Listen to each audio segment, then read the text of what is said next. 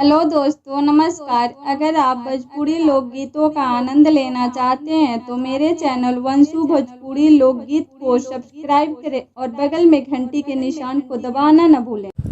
नदिया ओ पार जानी जइहा ए कावाना दुल्हा। नदिया ओ पार जानी जइहा ए कावाना दुल्हा। नदिया ओ पार बारे ससुर जी के डेरा दुल्हा।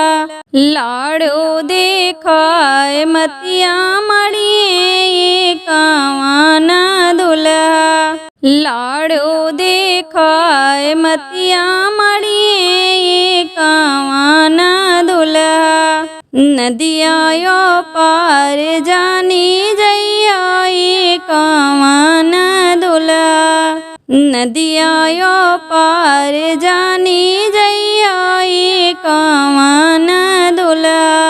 नदिया ओ पार बारे सारावा के डेरा दुल्हा। कैस देखाए मतिया मड़िए कावाना दुल्हा। कैस देखाए मतिया मड़िए कावाना दुल्हा। नदिया ओ पार जानी जइहा ए कावाना दुल्हा। नदिया ओ पार जानी जइहा ए कावाना दुल्हा।